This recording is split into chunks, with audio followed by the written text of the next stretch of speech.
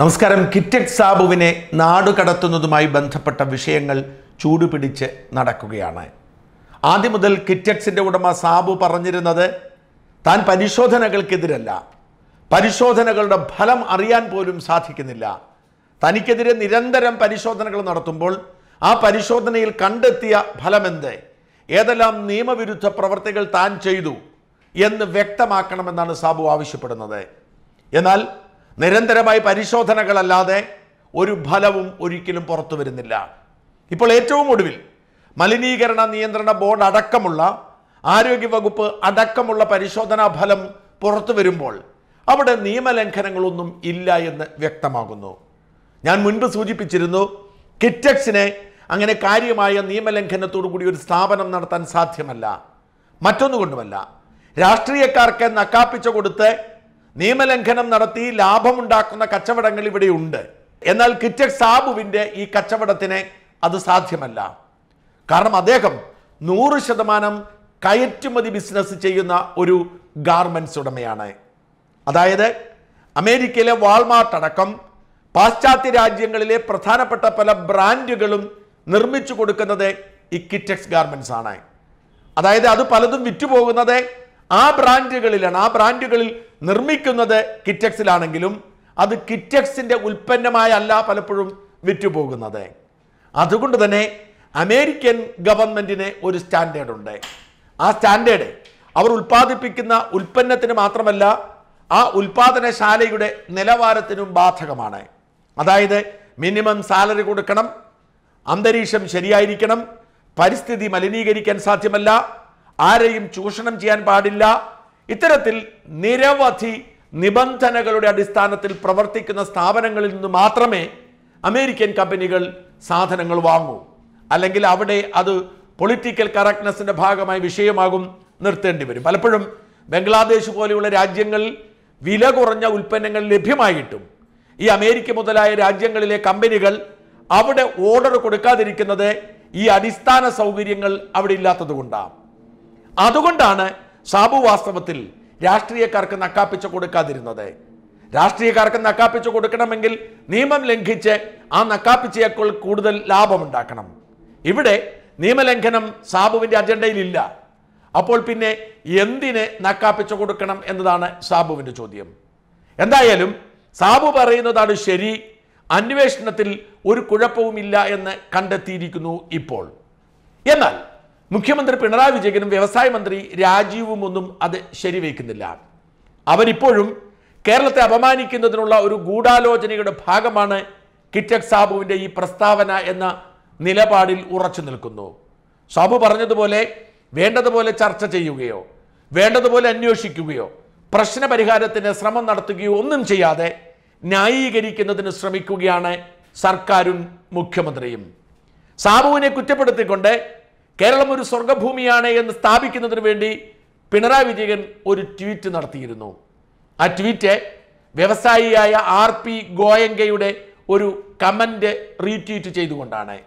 RP Goenka Keralam സ്വർഗമാണ്, ഏറ്റവും കൂടുതൽ തൊഴിൽ കൊടുക്കുന്ന ഒരു തൊഴിലുടമയാണ് ഞാൻ, പക്ഷേ കേരളത്തിൽ ഒരു കുഴപ്പവുമില്ല എന്ന് പോസ്റ്റ് ഇടുന്നു. Harsh Goenka, we are the largest employer in Kerala. We find the local government very supportive. ഞങ്ങളാണ് കേരളത്തിലെ ഏറ്റവും വലിയ തൊഴിലുടമ, ഞങ്ങൾക്ക് ഈ ഗവൺമെന്റിനോട് ഇഷ്ടമാണ് എന്ന് പറയുന്നു. പിണറായി വിജയൻ അത് കട്ട് ചെയ്ത് നന്ദി പറഞ്ഞുകൊണ്ട് ഇങ്ങനെ ഒരു പോസ്റ്റ് ഇടുന്നു. Thank you Goenka for allaying the apprehensions over Kerala's EODB. Your honesty is much appreciated. Kerala has been one of the most investor friendly states in India and will continue to be so. The LDF government ensures that sustainable and innovative industrial thrive here. നമ്മുടെ മുഖ്യമന്ത്രിക്ക് ഇത്രയും സുന്ദരമായി English എഴുതാൻ അറിയാം എന്നതിൽ അഭിമാനം തോന്നുന്നു. അദ്ദേഹം പഠിച്ച സ്കൂളിൽ, അത് ഇനി ബ്രണ്ണൻ കോളേജ് ആണെങ്കിലും ഒരിക്കൽ കൂടി പഠിക്കാൻ എന്നെ പോലുള്ളവർക്ക് സാധിക്കട്ടെ എന്ന് സ്വയം ആശംസിക്കുന്നു.